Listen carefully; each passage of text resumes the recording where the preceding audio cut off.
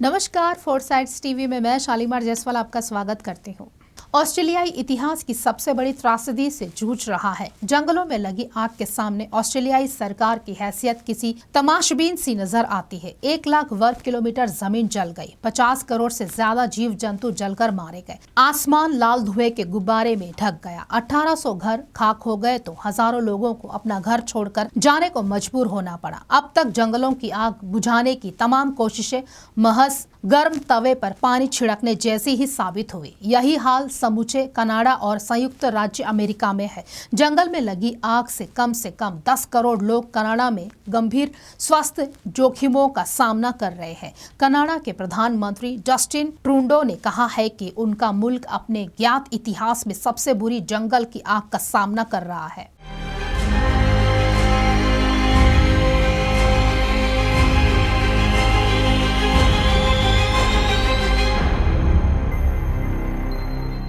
Australia में हर साल ही जंगलों में आग लगती है और वहां की सरकार हर साल ही जरूरी एहतियाती कदम उठाकर आग पर काबू पा लेती है, लेकिन इस बार आग पर किसी का भी जोर नहीं चल सका। आग से 63 लाख हेक्टेयर जंगल और पार्क बुरी तरह जल गए। हजारों फायर फाइटर्स और वॉलेंटियर्स भी आग पर काबू नहीं पा सके। आग बुझाने की कोशिश में 28 लोगों की मौत हो गई, जिसमें फायर कर्मी भी शामिल है। सितंबर 2019 से लगी आग नए साल में भी तबाही की लपटों के साथ आगे बढ़ती रही। आग का असर पूरे देश में है, लेकिन सबसे ज्यादा न्यू साउथ वेल्स और विक्टोरिया के इलाके प्रभावित हो रहे हैं। आग बुझाने की कोशिश दिल जलाने जैसी साबित हो रही है। ऐसा नहीं कि अग्निकाल से गुजर रहा ऑस्ट्रेलिया आग बुझाने के संघर्ष में अकेला है, बल्कि उसके साथ अमेरिका, कनाडा और न्यूजीलैंड भी कंधे से कंधा मिलाकर साथ है। उसके बावजूद ये जंग आसान नहीं है। 10 साल पहले साल 2009 में भी ऑस्ट्रेलिया के विक्टोरिया में जंगलों में आग लगी थी, जिसमें 180 लोगों की मौत हो गई थी। लेकिन 10 साल बाद ऑस्ट्रेलिया के जंगलों में आग का उससे भी ज्यादा भयानक दौर लौटेगा। इसकी कल्पना खुद ऑस्ट्रेलियाई सरकार को भी नहीं थी। जब ऑस्ट्रेलिया का जंगल जल रहा तो प्रधानमंत्री स्कॉट मॉरिसन आग की तबाही से अनभिज्ञ विदेश में छुट्टियां मना रहे थे। हालांकि तमाम आलोचनाएं झेल रहे प्रधानमंत्री स्कॉट मॉरिसन इस आग को जलवायु परिवर्तन का प्रभाव मानते हैं। दरअसल ऑस्ट्रेलिया के जंगलों में आग लगने की घटना नई नहीं है। क्लाइमेट चेंज का असर ऑस्ट्रेलिया में तापमान में बढ़ोतरी के रूप में दिख रहा है। पिछले 100 सालों में 2019 सबसे गर्म साल रहा है। 1910 के बाद 2019 में तापमान सामान्य से 1.52 डिग्री सेल्सियस ज्यादा रहा। अकेले दिसंबर 2019 में ही ऑस्ट्रेलिया में तापमान में असामान्य बढ़ोतरी दर्ज की गई। ऑस्ट्रेलिया के राज्यों में तापमान 40 डिग्री के पार था तो कई इलाकों में तापमान 50 डिग्री के भी पार रहा है। पिछले कुछ सालों में ऑस्ट्रेलिया में गर्म और सूखी गर्मियों के लंबे दिन रहे हैं, जिनसे जलवायु परिवर्तन का प्रभाव देखा जा सकता है। बढ़ते तापमान और सूखे की वजह से ऑस्ट्रेलिया के अलग अलग इलाकों में आग भड़कती रही है। न्यू साउथ वेल्स और विक्टोरिया के इलाकों में शुष्क मौसम और ज्यादा तापमान के बीच तेज हवाओं ने आग बढ़ाने का काम किया। गर्म तापमान और शुष्क मौसम की वजह से झाड़ियों वाले इलाके और घने जंगल तेजी से आग की चपेट में आते चले गए। ऑस्ट्रेलिया में गर्म हवाओं और सूखे के पीछे हिंद महासागर की द्विध्रुव स्थिति को कारण माना गया है। ध्रुव स्थिति की वजह से समुद्र के पश्चिमी आधे हिस्से में सतह का तापमान गर्म तो पूर्व में ठंडा है। दोनों के तापमान का फर्क पिछले 60 साल में सबसे ज्यादा शक्तिशाली माना गया है।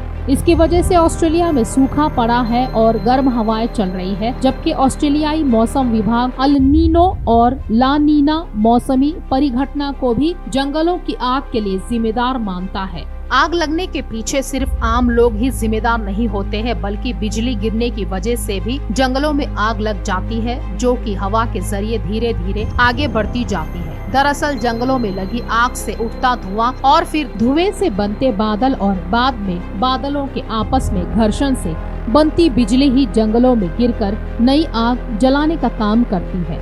ऑस्ट्रेलिया के कई इलाके सूखा प्रभावित है, जिस वजह से वहां की सूखी जमीन झाड़ियों और जंगलों में आग पकड़ना आसान रहता है। हाल ही में हुई बारिश से हालात में कुछ सुधार आया, लेकिन आने वाले समय में तापमान के फिर बढ़ने की चेतावनी जारी हुई है, जिससे कि आग के फिर से भड़कने का खतरा है। ऐसे में उम्मीद उसी आसमान से है जो बारिश की बूंदों से जंगलों के जख्म पर मरहम लगा सके और धधकती जमीन को कुछ हद तक ठंडा कर सके, ताकि ऑस्ट्रेलिया के कोआला और कंगारू विलुप्त होने से बच सके। 50 करोड़ से ज्यादा जीव जंतुओं की मौत की वजह से नामालूम कितने दुर्लभ जीव भी हमेशा के लिए विलुप्त हो चुके होंगे। अब किसी तरह बचे हुए बेजुबानों के सामने खाने और पानी की समस्या बड़ी चुनौती है। पानी की ही कीमत अब ऑस्ट्रेलिया में वो हजारों ऊँट चुका रहे हैं जिनके कत्ले आम का वारंट सरकार जारी कर चुकी है।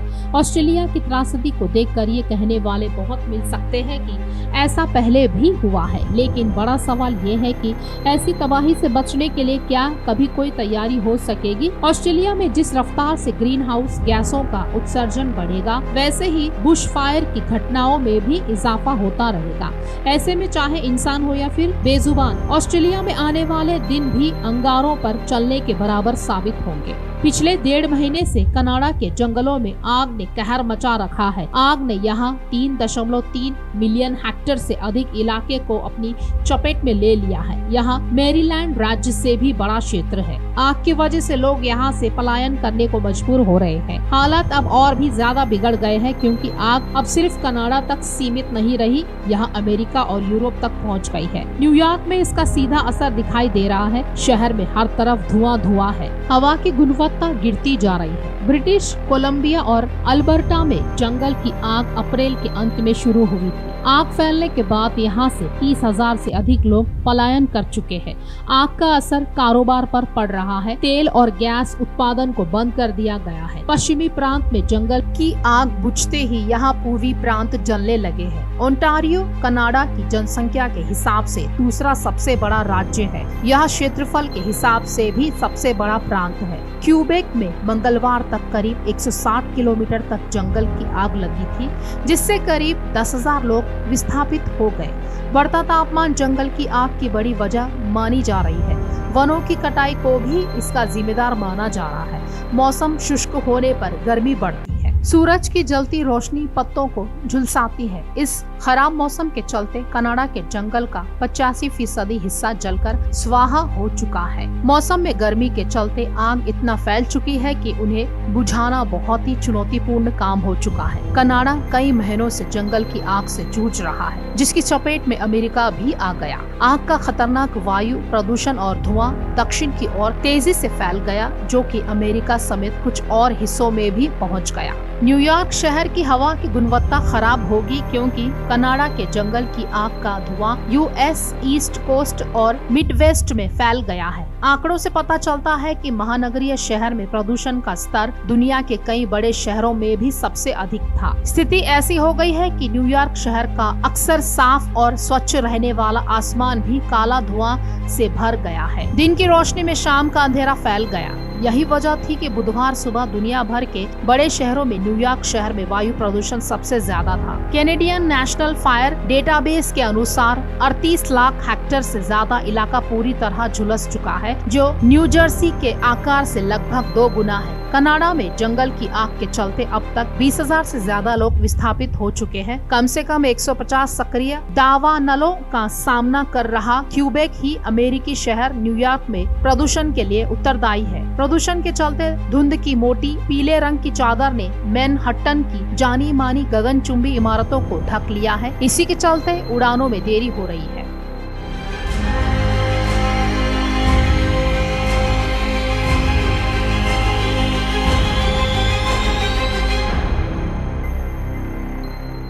खास खबरों के लिए जुड़े रहिए हमसे, देखते रहिए 4 साइड्स टीवी।